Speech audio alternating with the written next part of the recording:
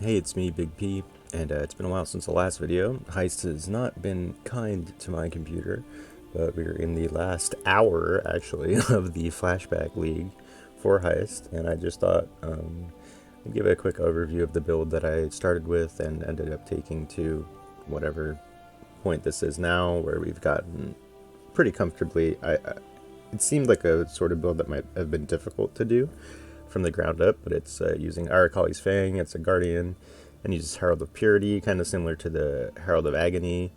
You can actually do that as well if you like. I'm not that well versed with the build.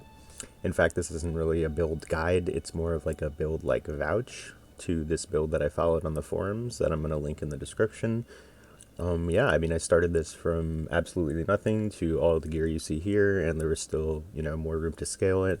I'll go over all that, but let's do a pretty scary tier 16 right now, just to show you how the build works, because I think the biggest thing that I want to do is recommend this build to anybody whose wrists start to hurt after long, intense play sessions, because it's actually very relaxing.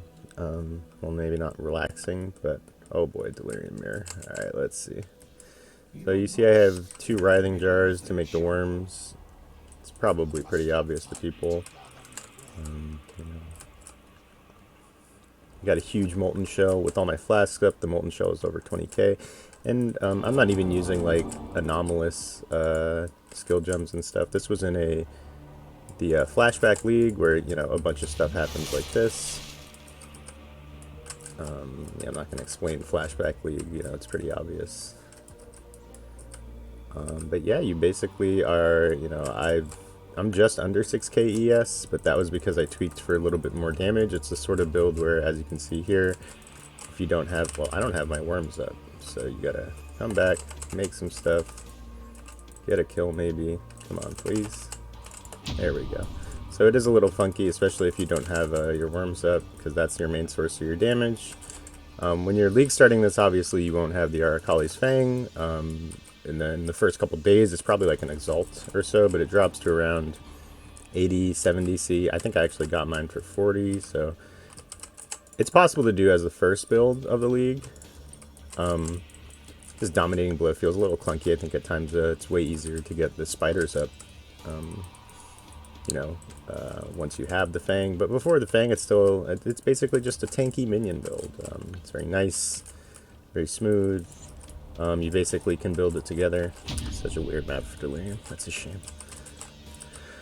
You piece it together with a bunch of uniques that I'm using, because it's kind of really hard to get rare gear that would actually be better than a lot of the slots, particularly things like the shield, the Aegis Aurora, and the helmet, which is pretty huge.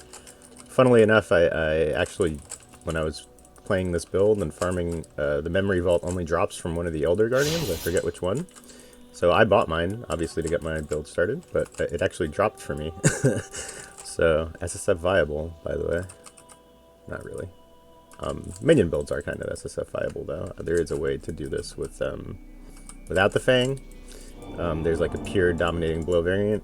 I'm just not very interested in that. I am going to swap to, so for clear you have Awakened Melee Splash, and when you weapon swap into I use damage on full life, it actually gets rid of all your spiders, which seems like a downside, but then you get kind of like a fresh cooldown on it. It's not really necessary to swap into to do a gem swap for single target, but the difference is actually really noticeable.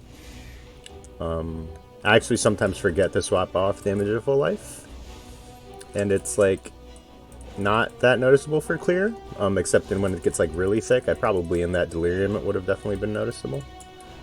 We are using Rallying Cry, which is nice. I don't know if that was really an option for this build earlier.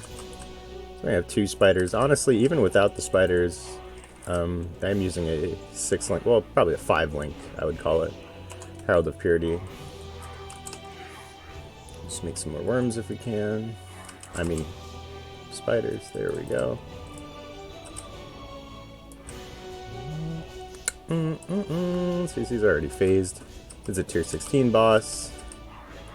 pretty solid. It's just a very relaxing, very sturdy playstyle. If you don't like dying a lot, you have you have a ridiculous amount of armor, which, you know, normally isn't actually that good to scale, because up to a certain threshold, if you don't know the way that armor works, like bigger physical hits are going to kill you anyway, even if you block it.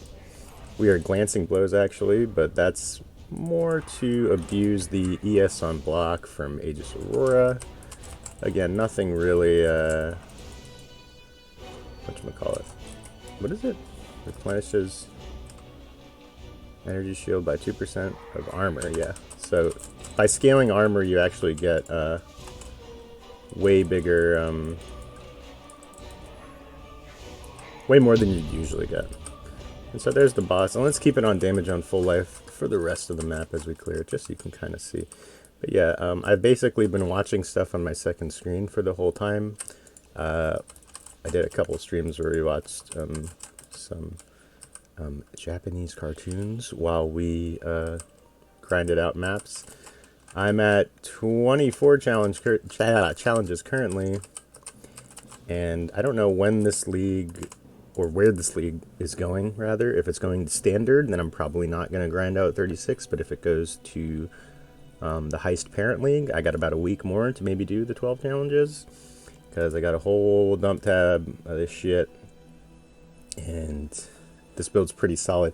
I like this build more than any of the builds I did in Heist League. I might actually do quick videos in the coming week to go over those, because, you know, they were interesting. I tried a couple interesting builds that were like kind of gimmicky, but this one is definitely more like solid and straightforward. I'm almost not going to go over like all the gear and stuff.